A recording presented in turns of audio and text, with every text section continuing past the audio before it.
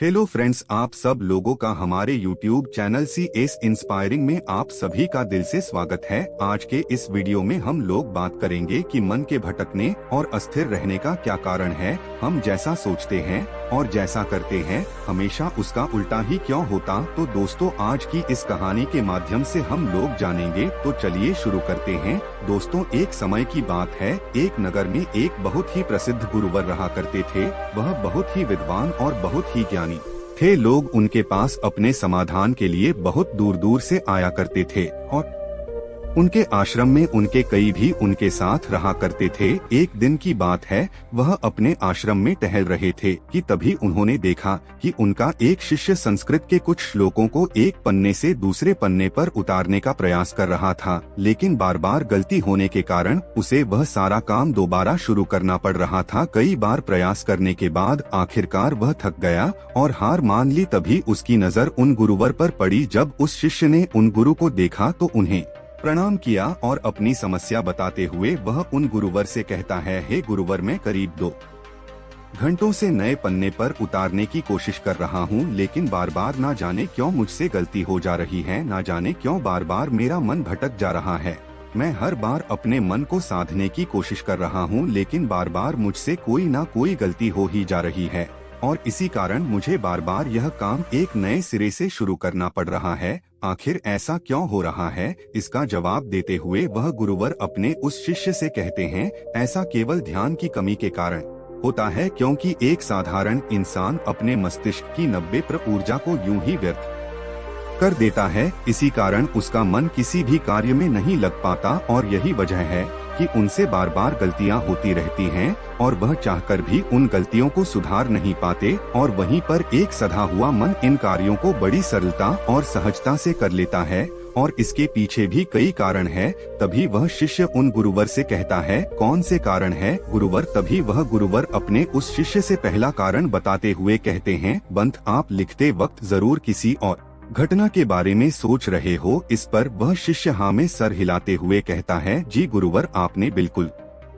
सही कहा। आज सभी शिष्यों की छुट्टी है और सभी अपने अपने कामों से बाहर गए हैं, लेकिन मुझे यह काम मिला है और मुझे इस काम को पूरा करना है। शायद यही कारण है कि मैं ठीक से मन नहीं लगा पा रहा। तभी वह युवा शिष्य उन गुरुवर से कहता है, हे गुरुवर, यदि हमारा मन कहीं ना लगे और हम किसी भी कार्य को सही ढंग से ना कर पाए तो ऐसी स्थिति में हम अपने ध्यान को कैसे बढ़ा सकते हैं? इसका जवाब देते हुए वह गुरुवर अपने उस युवा शिष्य से कहते हैं, मैं तुम्हें कुछ ऐसे तरीके बताने जा रहा हूँ जिन्हें यदि तुम ध्यान में रखोगे तो तुम अवश्य यही अपनी ध्यान शक्ति को बढ़ा पाओगे और तुम किसी भी कार्य में गहराई से मन लगा पाओगे। आगे गुरुवर सबसे पहला तरीका बताते हुए कहते हैं, बंत, जब भी तुम्हारा मन किसी कार्य में ना लगे तो सबसे पहले सांसें लो और गहरी सांसें छोड़ो। ऐसा करीब 5 बार करो और अपने मन को काम और अन्य चीजों से हटाकर केवल सांस पर ले आओ। आगे वह गुरुवर अगला तरीका बताते हुए कहते हैं,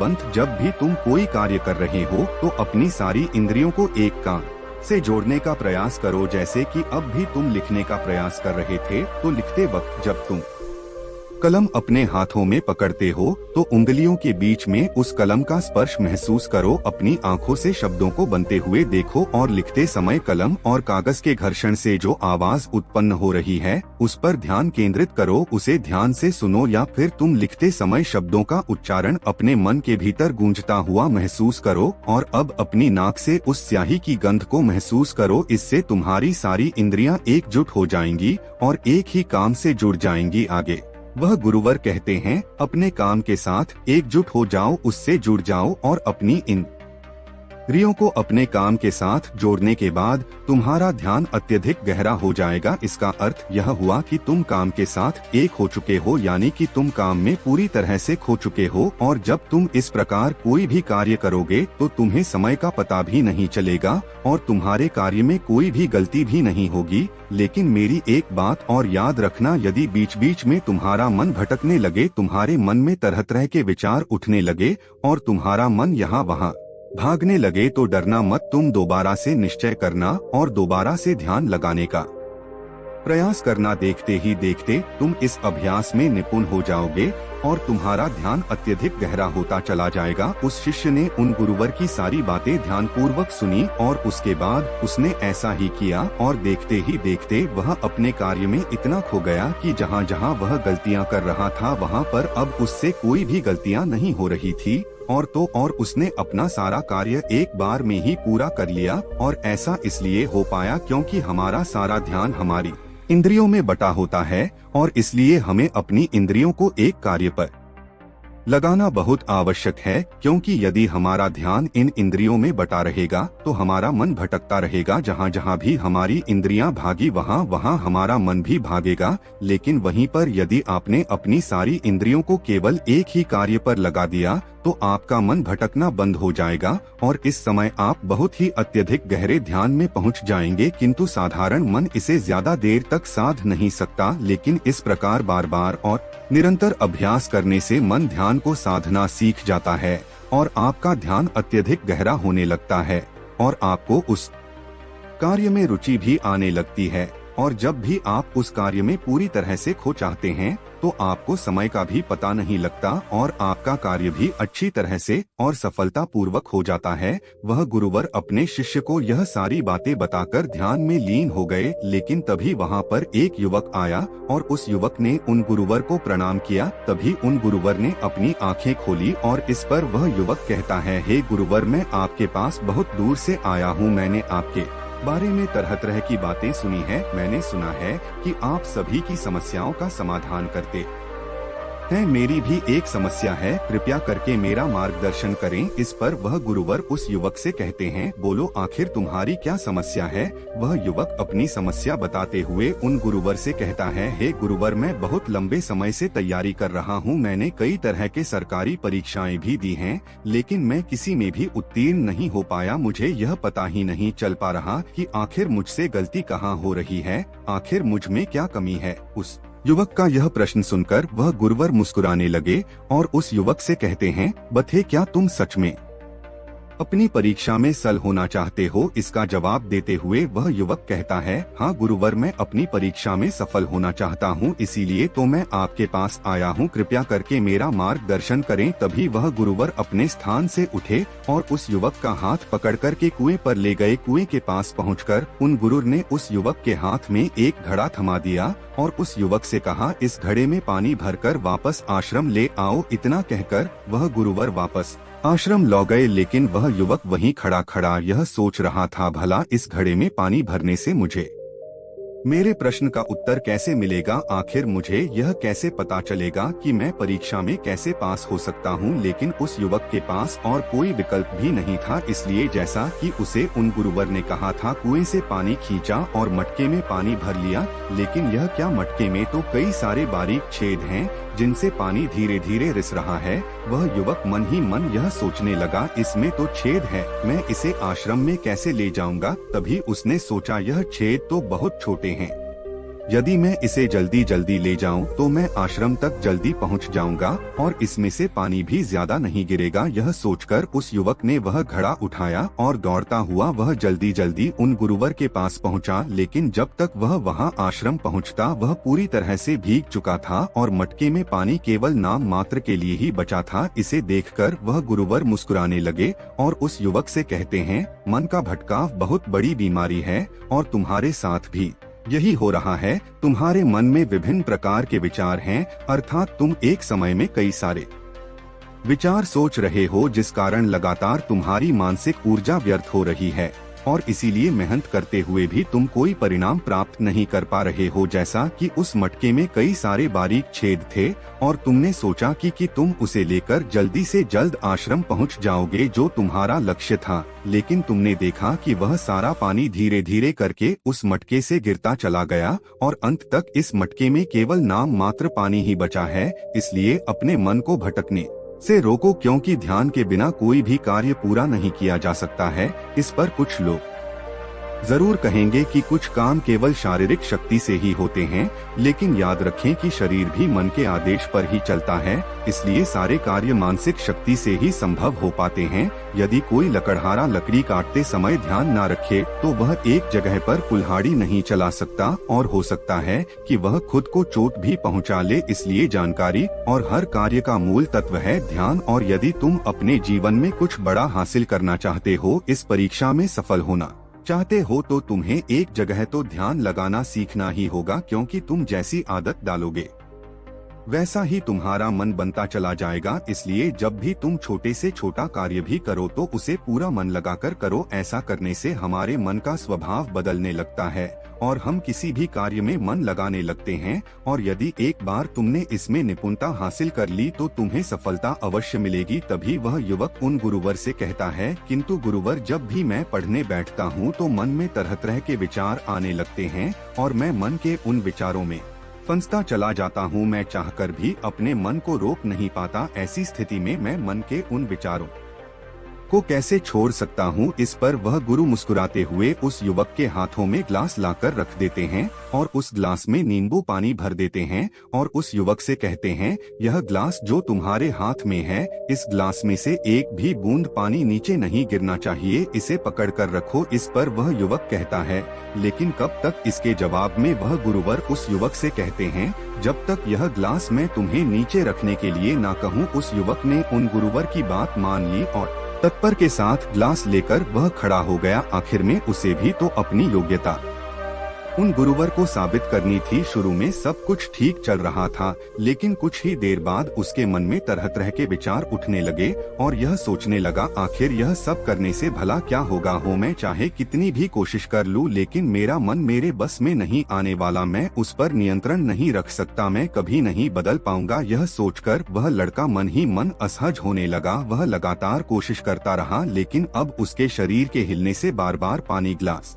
से नीचे गिर रहा था और जमीन पर फैल रहा था। यह देख वह गुरुवर उस युवक से कहते हैं, बेटा, जब तक तुम्हारा मन शांत था तब तक पानी की एक बूंद भी ग्लास से नीचे नहीं गिरी, लेकिन जैसे ही तुम्हारे मन में तरह तरह के विचार उठने लगे, तुम्हारा शरीर भी वैसी ही प्रतिक्रिया देने लगा और तुम्हारे शरीर की प्रतिक्रिया देने के कारण ग्लास से पानी नीचे गिरने लगा और जमीन पर फैलने लगा। आगे और गुरुवार उस युवक को समझाते हुए कहते हैं, बेटा, जैसे गर्म लोहे पर हथौड़े की चोट पड़ती है तो वह एक नया आकार लेता है, ठीक उसी तरह से एक विचार छोटे हथौड़े के जैसा होता है, जिसकी चोट से इंसान का शरीर, व्यक्तित्व और मन आकार लेने लगता है।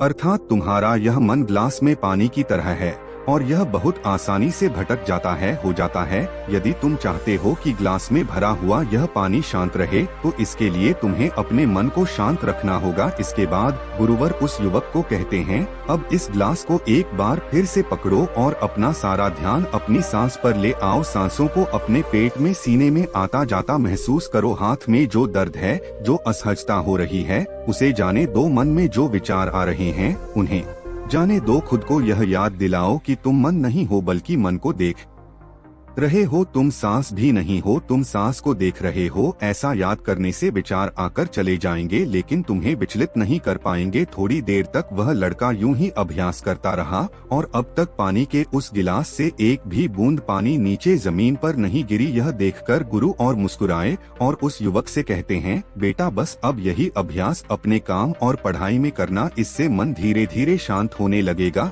फिर कोई भी बड़ी चीज हासिल कर मन के लिए स्वाभाविक हो जाएगा। इस प्रकार तुम किसी भी बड़े से बड़े लक्ष्य को हासिल कर सकते हो। और यदि तुम किसी परीक्षा में सफल भी होना चाहते हो तो यह भी तुम्हारे लिए बहुत सहजता से हो जाएगा। इतना कहकर वह गुरु शांत हो गए और वह युवक भी यह समझ चुका था कि आखिर वह इतनी सारी परीक्षाएं देने के बाद भी अब तक सफल क्यों नहीं हो पाया। उसने उन गुरुवर को प्रणाम किया और वापस अपने घर लौट गया। दोस्तों, इस कहानी से हमने कई सारी महत्वपूर्ण बातें सीखी हैं। चलिए एक एक करके उनके बारे में जानते हैं। सबसे पहले, पांचों इंद्रियों को एक काम पर लगाओ। गहरी सांसें लो और गहरी सांसें छोड़ो। ध्यान सांस पर ले आओ और बाकी सारी चीजें छोड़ दो।